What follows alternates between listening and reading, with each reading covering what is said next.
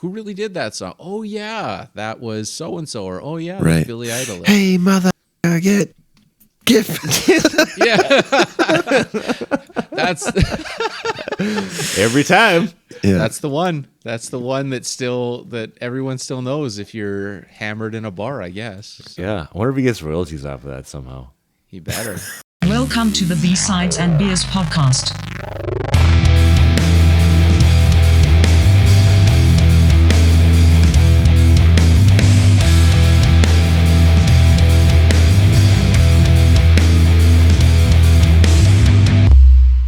Welcome to B-Sides and Beers, episode 81. Tonight we're talking the Dust Brothers and Fight Club. What's going on, guys? Oh, man, I'm pumped. I'm excited. I recently rewatched this movie for the 75,000th time, so Yep. I'm jacked. Good. And the video that you recently sent me that kind of sparked this whole episode too, I think. So, but what is it, like 25 years? 20 years? Pretty close. 1999. 24 years. Good. Yeah. Yeah. Good Lord. Good Yeah. Lord. It's a quarter. Yeah, that's crazy. What? Let's find out what we're drinking here before we start jumping Let's in do that. here. So, Let's Dana, do why that. don't you go ahead and kick it all off? Yeah, I'm just taking a look at my Cannery Brewing coaster there. Perfect. Ooh. Well, I'm working. Yeah. I'm working my way through a Grolsch at the moment right now. Yeah. Cool. They've like added another $1 to all the beer prices here on the island. So Only $1. It's been up way more than Really? that here now. It's looking like, yeah, there's some stuff I won't even buy anymore. When I walk in there, it's like stuff that I was buying a month or 2 months ago are $5 something. yeah, it's a shame. F that, indeed. It's nuts. I just dude. can't justify it, and like I don't know. Anyway, but I did pick up an Ace Brewing. They've got a new cold IPA, which is quite nice. It's sort of done in the I guess lager style where you require colder temperatures. And I think it's a little more difficult to do as well. But Less definitely- hoppy? It is. You know what? I've had a couple, and to be honest with you, maybe a little less hoppy, but you definitely get that kind of like lagery. It's like a very minerally taste compared to like a piney hoppy taste. Yeah. It's quite. It's like refreshing. I really like it. Cool. Cold. I mean cold. That's right. Ice cold, baby. Ice cold. Excellent. Mike, what do you got? Let's see. I've got two here. The first one is from Russell Brewing Co. out of, where was Russell out again? They were out of Victoria? Surrey. Are they Surrey? Surrey? Would not have what it guessed. I didn't says. guess that. Yep, Surrey. Surrey, BC. So this is their root beer stout. Ooh. I- Yeah. Have you tried it? Not yet. I'm about to crack it I here. had one And, last night. Oh. Yeah, Did you? I'm not going to say anything. I want to see Okay. your face. We take a big old swig of root beer. All right. As long as it doesn't taste like vomit from a year ago beer that we tried. Anyway, Sarsaparilla. Show our name. Yeah, sarsaparilla. And Yeah. and this one is it's a lower percent for me. It's a 6%. Oh. Instead of my usual 9 Lightweight. or Lightweight. whatever. Well, you get sassy when Lightweight. you I drink thought- the 9, so Yeah. Sassy. Sass. Watch out for the sass. And the next one I got here is from Ricochet Brewing. And this is this is local to Shuswap. Salmon Arm. This That's like right is- across the lake, man. Yeah, it says Tappan. Tappan, BC. Yeah. So we have talked about them briefly in the past, but this is the first time I've ever tried or found any offerings from them. And this is their vanilla porter, and it is a low 6.5%. oh, nice. It's super silver bullet shiny. Yeah. Yeah, it's pretty rad. The silver bullet. That's what I got. Yeah.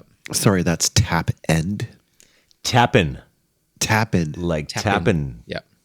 Like you're Tapping tapping. it. Tapping. Tapping out. Tapping Tapping out. out. Yeah. All right. Tap tap. It's like right across on the other side there. Yeah, let me know how that is too. I had the red ale. It's like a red something. I forget what it's Yeah, called. they had that one there too. That was the only two they had in stock where I went, and yeah, I kind of took a shot on the porter. Nice, So. nice. That's super Yeah. local. Good that you can get that out there too. Yeah, yeah. That's awesome.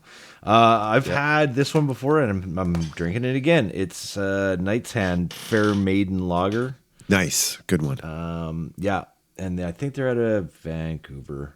I want to say Vancouver. Yep. Yes, they so. are. Knight's Hand, a champagne-ish, like crisp finish. You're drinking Shuswap. I'm drinking Burn, and I'm drinking 1516 Lager, Okanagan Spring. Yep. So we're switch swatching it. And to go along with the Grolsch on the other side, I'm going with the Kilkenny Irish Yes. Cream Ale. Oh, I haven't seen one of those in Yes. a very long time. Yeah, with It the has been a widget, while. with the widget in it. Oh, It's yeah, been a right. while. The widget. Maybe you can pick that up. Can you hear that on the microphone? What's the It's point tinkling. of that? I don't really know, man. I don't really know, but it's fun. It's in there, right? It's Yeah. I don't know what it does, but there's a little research for next podcast I'll do. I'll have that information. I'll have that at the tip of my fingers. Okay. What are we doing here? What are we starting? Dust Brothers, Fight Club. Where are we jumping into this? Like, wow. Maybe we should start in 1999. Maybe we should go back to then and It's 1999, baby. yeah, let's party. End of the world. It's gonna end, which was a crazy time. Which was a crazy time, right? Like, Yeah. Woodstock, and, right? Like end of the world, and I think we're all pretty the world. impressionable at that age. At least I know I am. And when I watched this movie, it was a kind of a game changer for me then, and it's still, even when I watch it recently, it really holds up for that many years. There's nothing in there that's really cringy. That where I find that sometimes I watch old stuff and it's can't say that stuff, or Yep. but Yep. it holds up that way too. But yeah, I don't know. Did you guys see this kind of right when it came out? Did you see this in the movie theaters? What's Yeah. your experiences with it? Yeah. Go ahead. man. Movie theater. Probably had smoked a little bit of marijuana before. Probably. Yeah, I do remember this being. It was probably, being 1999. Everything is uncertain. It was an edgy movie and a lot of sort of like tongue-in-cheek stuff that I didn't really pick up on a lot when I was younger, but watching it again, I most definitely did. And yeah, it just made me want to fight. I was 19 years old. Dumb. Fight. I'm gonna go down to White Ave and start a Just fight. wanted to fight. And yeah, I thought it was an awesome movie. I mean, it was also like probably one of Brad Pitt's more iconic roles. Definitely. Yeah, and seeing him and Ed Norton. Norton. Ed Yeah. Norton, Yep. And who else is? Jared Leto was also in that too, isn't he? Jared Leto and Meatloaf. Meatloaf. Yep. Who else? Yeah, I was just like, it was probably one of my favorite movies back then. Yep. It's still easily top 4 movies for Whoa, me. top 4. Top 4. And that's a super tight race because I've got like Ghost in the Shell, the original one, in there, and they're all pretty brain heavy and these hidden things, and you have to pay attention to movies. So, but yeah, saw Fight Club in the theater when it came out. I don't know, probably 6 times or so. Whoa. and bought it on VHS and DVD, and it's the reason why I started shaving my head. Space Monkey. Space Monkey. Space Monkey. It's like a monkey getting ready to be shot in space. That's it. Yeah. So yeah, huge influence on me, and it changed my perspective. And you kind of think of it as one of these movies that it's an anti-brainwashing of commercialism and all the stuff that we've been fed on TV and radio and since birth, images and buy this, buy that, buy this, buy that. But it's really cool this many years later, after rewatching it. I mean, once again, I've seen it probably more times than anyone should, but just after finding some other research on the internet, which sparked this idea of us doing this conversation, where I found a couple videos where it just completely turns it on its head, and it takes it from being what I thought it was to, oh shit, this is completely different and much deeper than I originally thought. So, and let's go way? there. Yeah. Let's go there. Let's unpack that. break down that. So maybe, Mike, you can kind of give the listeners a kind of a rough idea what that video was. Because, I mean, some of those concepts that even when I watched it, some of them are not new. Some of them are just kind of collected, into this video. Some of this is this guy's new theories. But, Right. Maybe just tell them what the gist is. Right. So I found this really cool video, and I wish I'll find the name of it here, or the name of the cat that did it. But so going through, he's talking about how, once again, initially it's like the movie basically focus on anti-commercialist, and it's like a commentary on like emasculation of men and how men have changed. They're just completely from what they were 100 years ago, where you go from being this tough guy and you got to be a strong man and you can't cry and you can't whatever, to now it's all your feelings are out, and your whole role has changed from being like a hunter to just being a gatherer and collector and that sort of thing. So, but this guy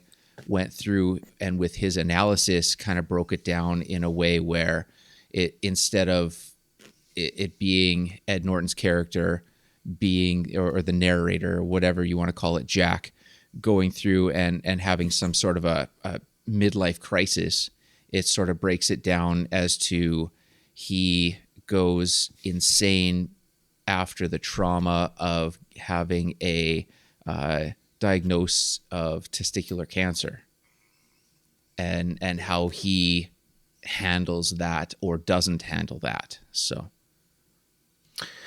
yeah, and then there's a whole bunch of different kind of offshoots on that too, right? And one of the theories too, one of the main theories highlights the fact that Marla is not real. Right. And that Marla is another figment of his imagination. And it also talks about Bob, right? It also talks about his, the possibility of him not being real as well. But there's other theories on that as well about Bob. He's a different character. Yeah. Well, it's the possibility that none of it is real except for the main character for the most part. Yeah, like a dissociative identity disorder, right? Like the fact that you think that you are somebody else, like you take on that different persona, right? But in this case, that other persona is not real. So that's what I got, when I was younger watching it. Obviously, it was kind of a call to commercialism and all of its perils. And that was something that was very much, I think, under the microscope back then. But mental health, not as much. And watching it again, it was probably my late 20s or early 30s. I do remember thinking like, well, at the end, who is real, who's not real? And to me, generally speaking, without kind of digging into the plot, it was like a comment on mental health too. Like not necessarily what's good, what's bad, but just sort of questioning and bringing to light there are people out there who might be like this. Good point, man. Experiencing this kind of stuff, right? I didn't even think about that. I didn't even think about that back then. I didn't even think about that now as a commentary on that as well, right? Like that's definitely a different side of it. For Yeah, sure. totally. Yeah, it's almost like to me. I kind of lump Fight Club and The Matrix kind of in the same category. Yeah. They were released around the Yeah, same sorta. time, but they both are like they seem very far ahead of their time as far as like Definitely. the story, all of the different sort of like angles and the way that people like interpret them. They're just sort of like two canons of like the late 90s Right. of movies that just sort of really made people think differently. Totally. Right.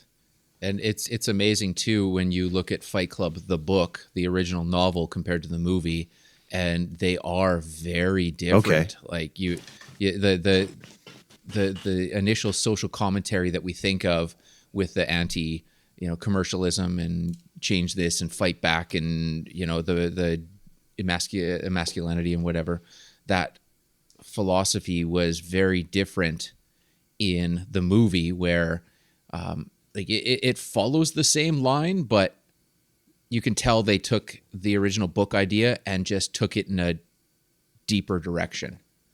Yeah. I didn't know it was an adaptation. It was a novel first. It was a novel first, yeah. Yeah. Yeah, like the Ed Norton's character ends up in the insane asylum at the end of the book. That's how that ends, and that's actually how it ends in the Chinese edit that just recently got released in China. Fight Club. I don't know if you guys read that, but Fight Finally, yeah, did it after finally 20, yeah, it 30 finally years. got Wow. released after 20 years of whatever. But the Wow. very end, like they cut to just like a black screen with white writing on it that just says basically that the final character and this is how it ends, right? Like the character goes into the mental institution, and like Tyler goes Yeah. with him, and then people are just like enraged. This is like The end. you're messing with art, and like but it just like cut screen just right to the end of this, and like it doesn't show any of the buildings blowing up, nothing, right? Just a PDF. This Yeah, exactly. Exactly. Here you go. Here you yeah. go. That's how it This ends. is China. We edit everything. Yeah. Edited. Nuts. Edited. But I mean, what do you think about this of Marla not being real? That one needs to be discussed first, I think, because Okay. It makes total sense. and it After- makes sense. after- And this is after the and I was fact. talking to you about this last time, and I wanted to bring this up because I've got that quote, and this Yep. is the one where I struggle with, because even watching it again, there's so many times. There's two times when she's recognized in the movie that I found, because I was looking for Right. them. The first time she's recognized is she's at one of the support groups, and she's smoking her brains out, and there's a lady walks in behind smoking. her that's like waving her like that, right? And and then the second one is with the lead singer alive in the restaurant. Oh, when yeah. Yep. when he says, "In that case, sir, may I advise against the lady eating the clam chowder?" Yep. And he says, Yeah. "No clam chowder." So those are the only two times, but there's so many other ways that it shows that she is not real, right? And that Right. those are the only two times, though. So I don't know what you think about those, but She could be real, but there could be like delusional episodes that that include her. You know what I mean? Like, Yeah. you could have a real person in your life, but then there could be sort of delusional. Whatever happens, you sort of manifest things that aren't there involving that person. Maybe that's the case. I think she's not there. She's fake, and if she's not real, and Fight Club is not real, and they're all characters. I mean, when you look at dude from Live as the waiter, and he's talking, he's not real either, Who's real? and Bob's not real. Ed Norton's the only one that's real in the majority of the interactions in the movie. So his boss, when Everything's his in his boss head. is like, looks like you got a bit of blood on your shirt. And Yep. he's- So that was real. Okay. I think that would have been real, but the rest of it, I don't know. That's a tricky one too, because it's like maybe that one's not either. I mean, if he's starting Fight Club and people want to join in after seeing him fight himself in a parking lot, why would you raise your hand and want to join this just seeing some strange dude alone in a parking lot beating the crap out of Right. himself? So it just seems like none of it. It's like him and his doctor would be real, because he's going to his doctor asking for some sort of drugs to cope with this.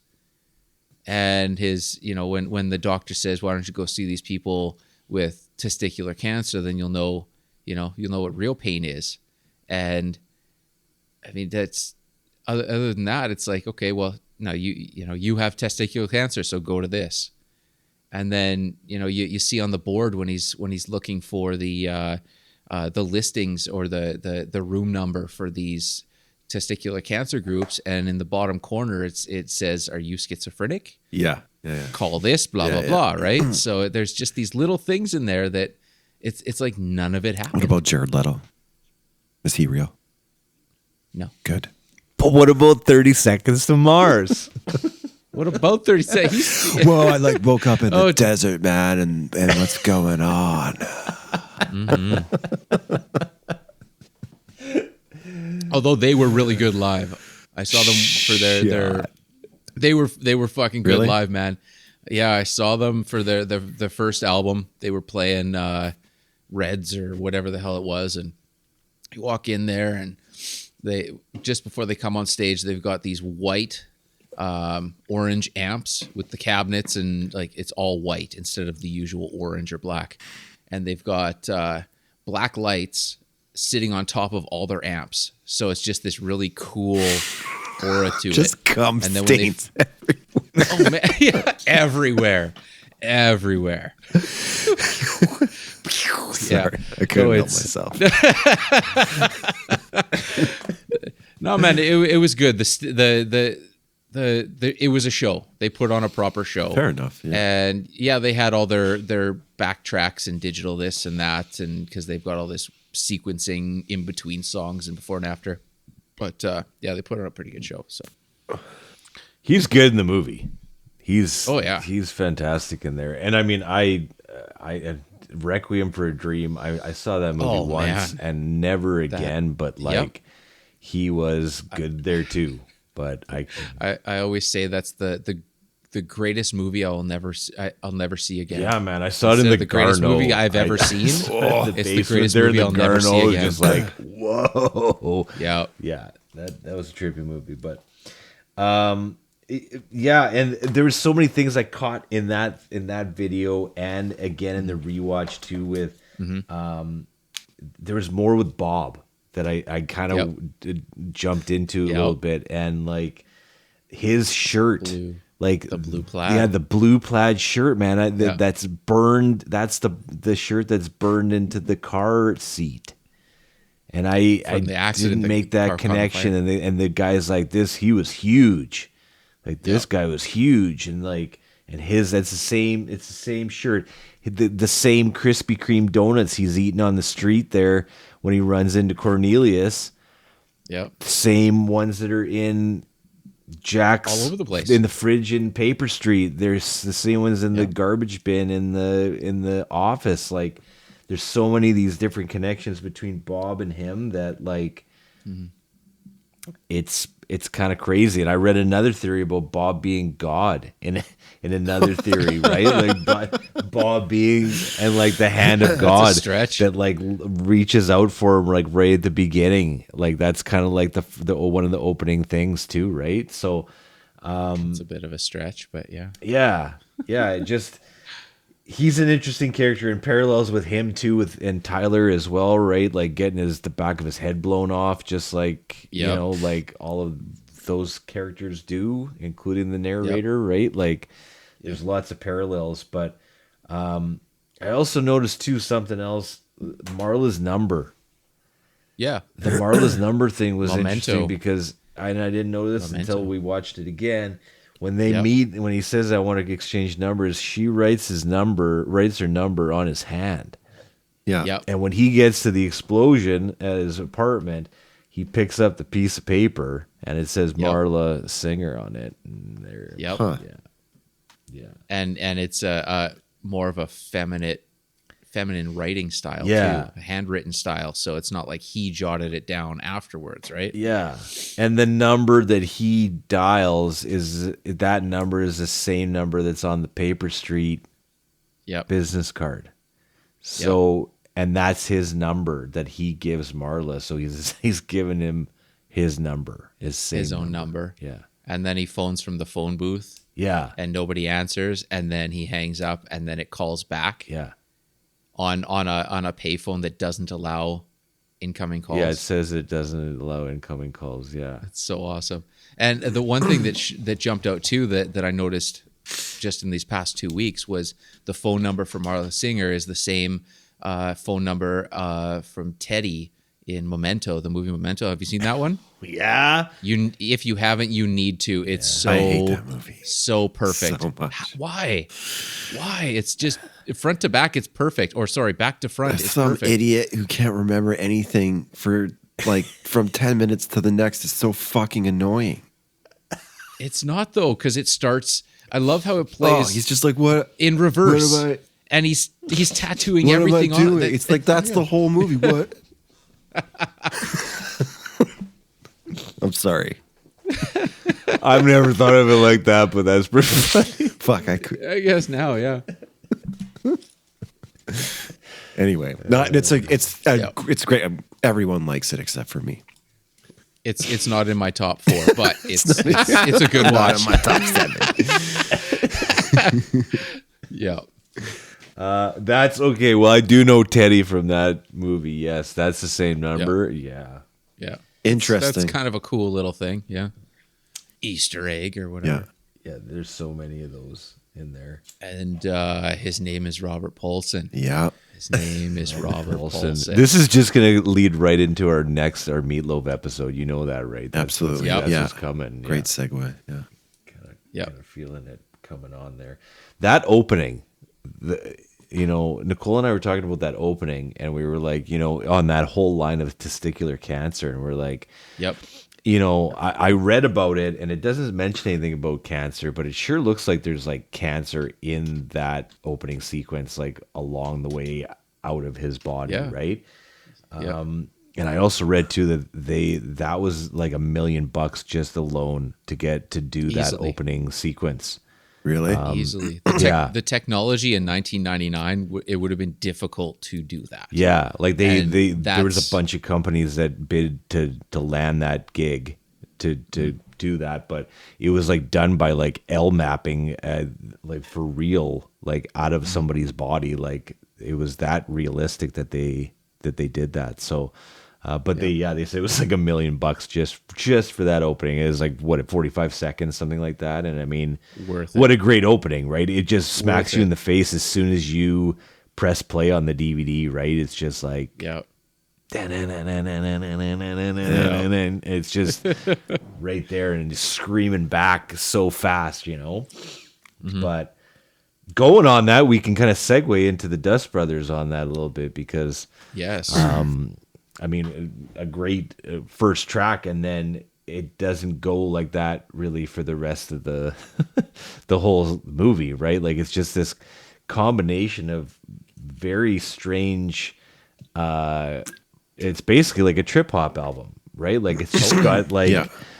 That's what it is, right? So without any lyrics, and it just works and fits into so many different parts perfectly. Yep. And it's not there all the pure time. Emotion. It's pure emotion Yeah, yeah. from song to song. Like you can feel what's happening in the movie. When it's going from it's the din and then the boo, and it just sucks everything out, like the whole energy out of you, and then changes to something else, and then yeah, it's so cool, man. People always ask me if I know Tyler Durden. Yep. Yeah. Yep. But it's a non-traditional score and a non-traditional soundtrack, obviously for a non-traditional movie, I think, right? Like Yep. it fits that bill too, because when we were originally thinking of this movie, it kind of, when you first think about it, it's like, oh, there was like a whole bunch of like 90s music in it, man. Like it was like loaded with, Offspring But really, songs. it was the Pixies. That was the only one. Yeah. real solid released pop hit song, whatever, and the rest of it was score. It was more of a score than a soundtrack, or movie score than a soundtrack. So, like, both of your guys' opinions, like, what do you think is more effective? Or maybe that's not even a fair question, but like, in my mind, sorry, I'll just tell you my answer first. do it. Just do it. Like when you score, like a soundtrack, it's made specifically for the visuals, the storyline, Scene everything to that's scene. happening on screen. Yep. Where it's almost kind of like when you have a soundtrack with like a whole bunch of different songs and whatever, it sort of brings in different experiences into like a hodgepodge of something. Yep. But Yep. I don't know what's better. I almost want to say that like scoring something is more emotive. It depends on the movie, and it depends on the feeling you want to project. When you go back to Judgment Night soundtrack, Right. and that movie would not have carried the same weight without those songs, without the specific written metal bands with hip hop, with whatever you're mixing with. It would have been very different because the majority of those songs were in the movie at some point. It's not like they did a score, so you have one original movie score soundtrack or score to the movie, and then you have another release that's the soundtrack, which is the songs, which quite often movies will do.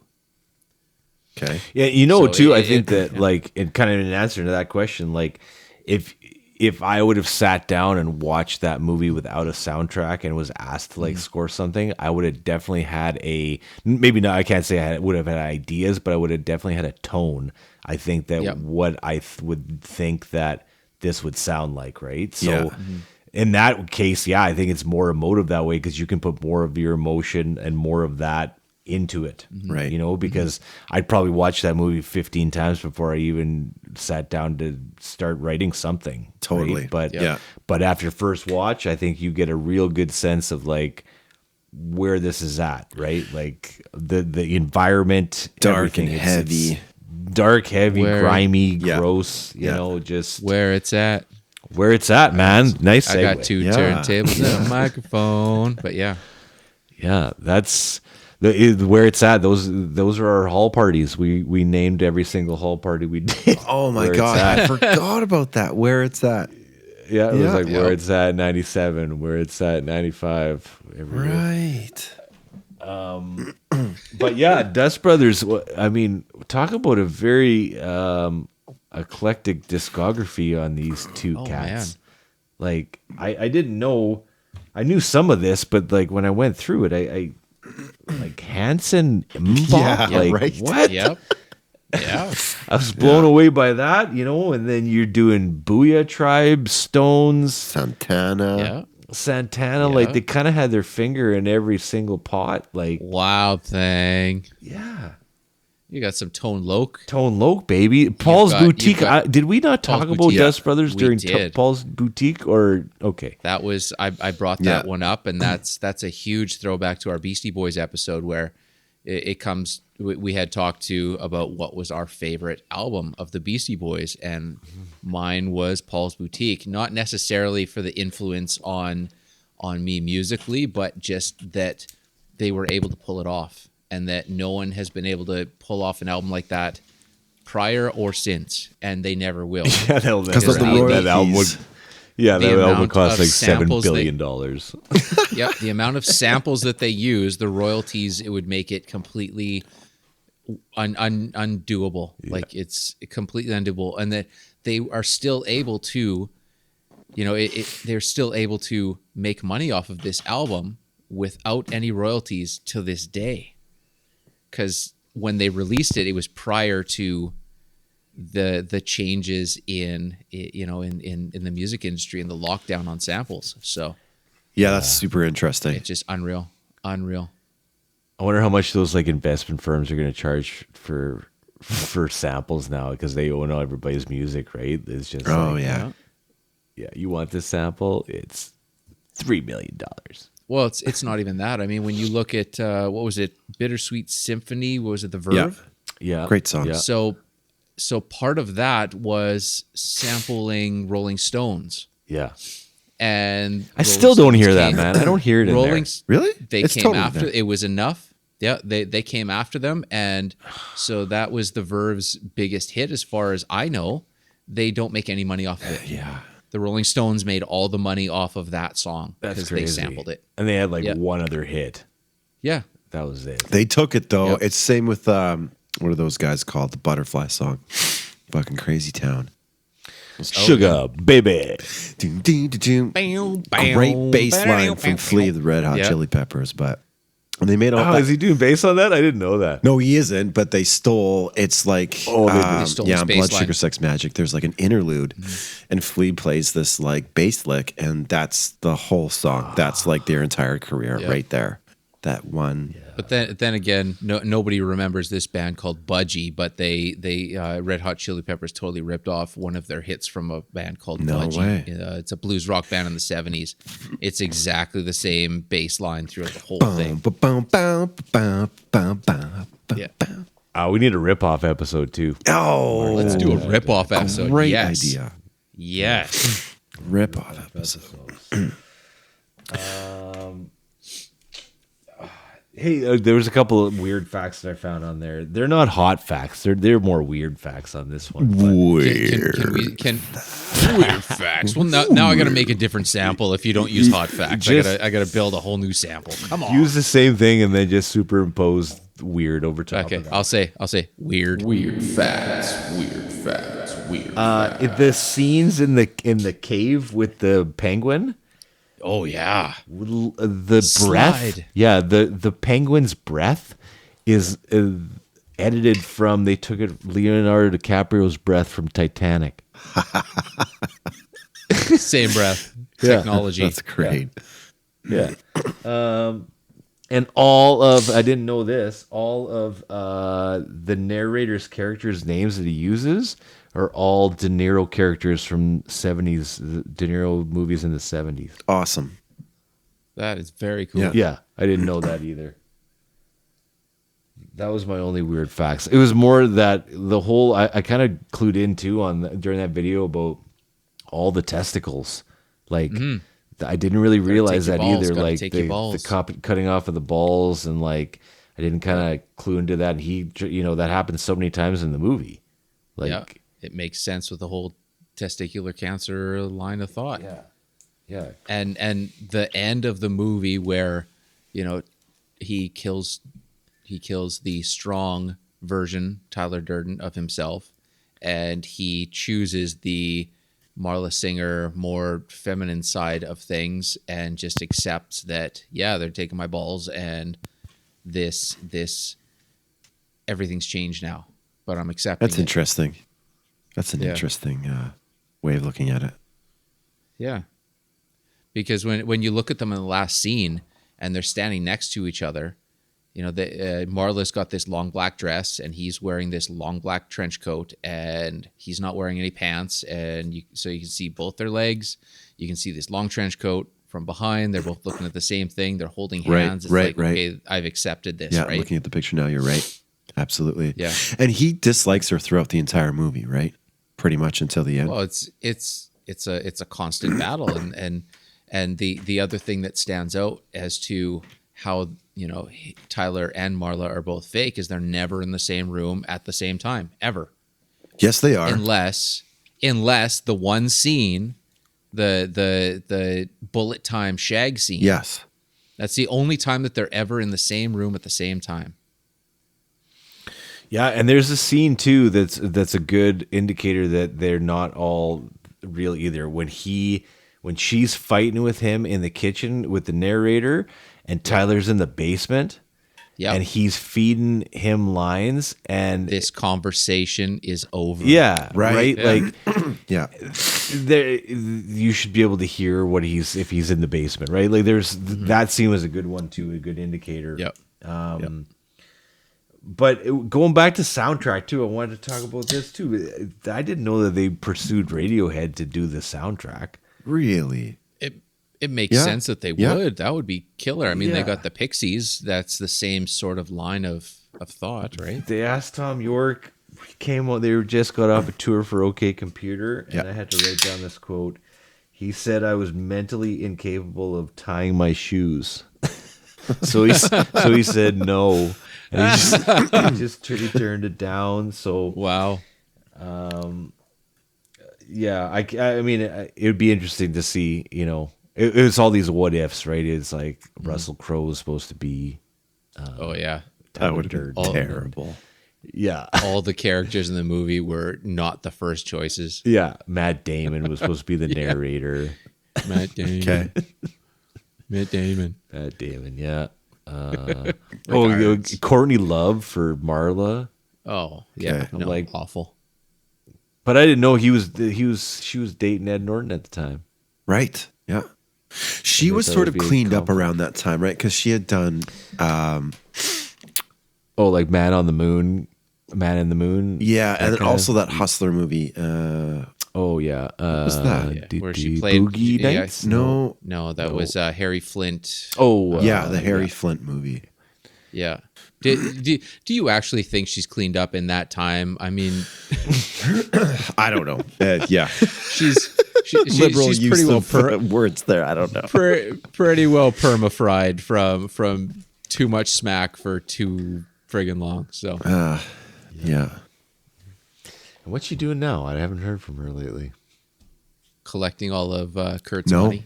Frances Bean got it.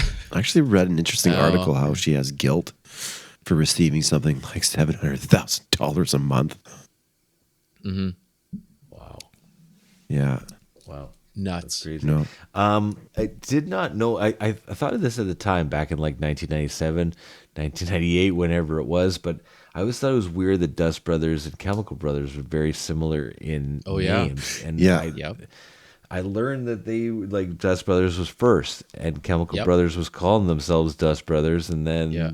when they said that they didn't want to give up Dust Brothers, they called themselves Chemical Brothers. So Yeah. They wanted to buy the name off of them. yeah, Yeah.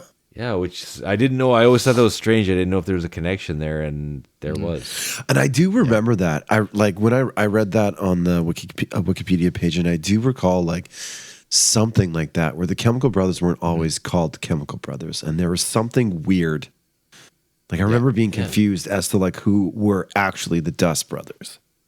Yeah, like at the time, it was like, who is this? Yeah. You know, and even it's a little mysterious now. They're not very like, you know, you wouldn't know them if you saw their picture, right? No. Like, Well, that's a big thing in the world of DJs. I mean, they're not, it's very rarely you know the face of the team or the individual. That's right. So, it's Daft Punk style, but they got a sweet recording studio. Did you guys see that?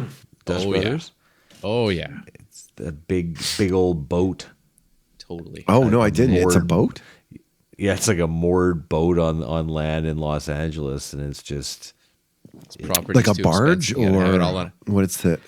it's like you'll have to look it up. It's like it's like, okay. it's called the boat, Yeah. but it's fully loaded with everything on there. But it kind of just looks like it's in the middle of a neighborhood. Like it's just kind of Oh yeah, like boat. it looks like one of those old like ferry casino boats. yeah, like one of those. Yeah, I don't know. They must have they got it there, moored it, and Oh wow. turned it into a studio. Yeah. Yeah. I don't know how busy it is these days, but you know, it's there. It's there, but it looks pretty sweet. Very cool. But you know, I always thought too that soundtrack it reminded me kind of like of Massive Attack. It always, Yeah. Definitely. it always kind of had Yeah. that feel to it, right? Where it was just a little grimy, a little underground kind of feeling. Yep. You know, Yeah. And that- it was cool being into that, like heavily into that genre of music. Yeah. And then, in 96, 97, 98, and then this comes out in 99 and it just all fits and flows. And, yeah, it's not like you discovered electronic, you discovered, these subgenres of the techno or whatever. Yeah. But you already knew of it, and then this comes out, and it's along the same lines, but different enough that it catches you, and it's not a rehash. So Yeah. I think it's rare that you're gonna find, like you were mentioning, kind of these top 4 movies, kind of all having something to them, right? And I think it's rare that you have a movie like this that still, after this many years, you can continue to throw around so many different theories that, obviously there's so many other ones that we didn't even touch on that are out there, about what this is all about and what the final product is. But, it feels like that doesn't happen anymore. And maybe, again, this is another commentary on getting old, but it's tough to like find a movie that you're like, yeah, I need to go and see that. It looks awesome. That doesn't happen anymore, it feels like. And it just, again, maybe you're out of ideas. The corporations have won, and they know what made millions and millions of dollars in the 80s, 70s, 80s, 90s, 2000s. So they just remake those. Yeah, right. When's the Fight Club remake coming? In about 4 years. Starring Machine Gun Kelly. Yeah. It's coming. Oh, yeah. It's coming, right? Oh, yeah. They're just Right. gonna Yeah. rehash. And Lil Pump and Lil Uzi and all the Lils will be in there. Yeah, for sure, man. Like Maybe 50. Maybe 50 Cent can be in there. 50. I think he could. And hey, a small shout out to David Fincher too, because I Yeah. thought Oh, that man. guy, at the time he was making everything I was watching at that time. It was like Yep. every time Crushing I looked, it. it was David Fincher, and Yep. just so many of his movies that I liked and still do. Like The Game is still one of my Michael favorites Douglas? man, Yeah, great love movie. that movie. A tough watch sometimes, but it just is so well done. And again, another one that you can pull apart, right? You never really know if the game's over at the end, and it just keeps messing with you, right? Yeah. But Yeah. Yeah. he did so many good movies, and I'm not sure what he's done lately. I'm sure he's still been busy, but I've don't watch his movies now. But at the time, he was making everything I was watching. Yeah. Looks like Yeah, it was him and Tarantino. Those were the Yeah. two go-tos in that timeline. yeah. Yeah. Yeah, and he was doing music videos too, I think. Or maybe that's how he started. I can't remember. I didn't do anything on David Fincher, but he had some stuff before he kind of got to that point, I think, but Yeah. I can't remember. Wouldn't be surprised. Yeah, but it was like, 7. He was doing 7 too. He did like all those What's in the movies. box? Commercials. He was doing lots of commercials. Converse, Nike, Pepsi, Chanel. Yeah, and videos too. Yeah. For Yeah, like he's been Paula he's been Abdul. pretty steady here. Don Henley. Billy Idol, Cradle of Love. The Cradle of Love. Billy is idle. That's one guy I always want. Like, how is he so famous? He didn't really do much, did he? So there's a channel called I forget. They just play old music videos. And sometimes Kira and I watch it, and like a Billy Idol music video came on, and it wasn't like his 2 bangers. It was something else, and it was Yep. terrible. It was so bad. Yeah. I've got a couple Billy Idol records, and Yeah. I've given them full spins, and it's hit or miss with Billy The Idol. ones that hit, they hit. Real? Yeah. Okay. And to the point where if you're a guitar player, when I think of Billy Idol, it's Steve Stevens. Oh, okay. And Here we go. To the point where he is, he's still doing it. He's still crushing it. And I don't this know is about crushing for it. He's probably he crushing is. it at casinos. Okay. But Okay. No. When I think of crushing it as a guitar player, crushing it. okay. Signature guitar amps. Okay, first of all, who has signature guitar amps anymore? So Steve Stevens, he's on his 2nd revision of his signature Friedman amps. Okay. Okay. And these things, I mean, if he's not crushing it in the music business, he's not going to have a $7,000 100-watt guitar amp that people want to pay money for. That people want to spend $7,000 to buy this amp to have in their amp collection. Wow. Okay, Like, I gotta check this out.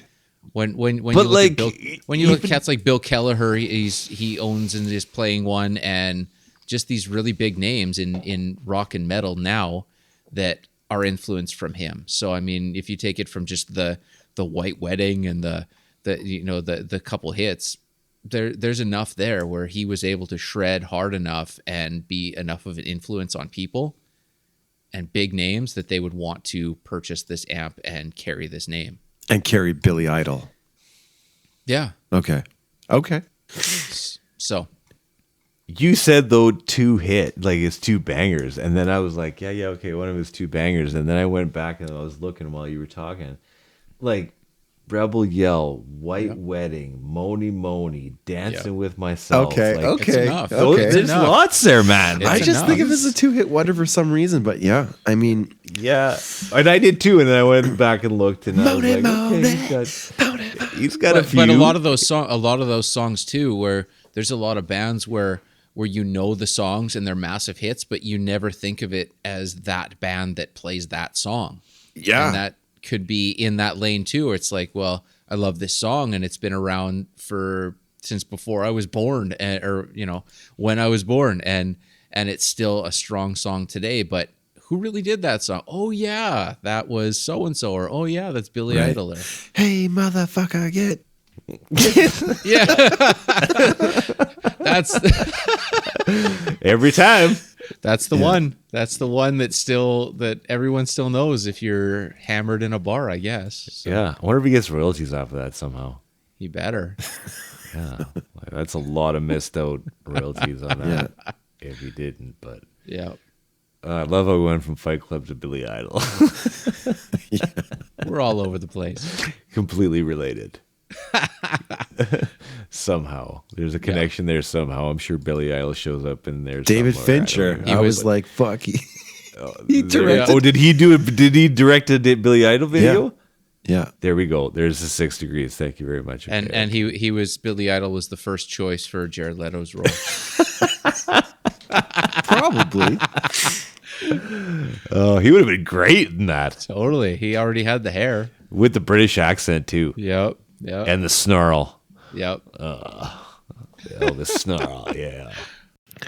All right. We want you guys to subscribe, share, and review this podcast. Keep it going. Keep it strong, because we're having a great time entertaining you guys with B-Sides and Beers podcast.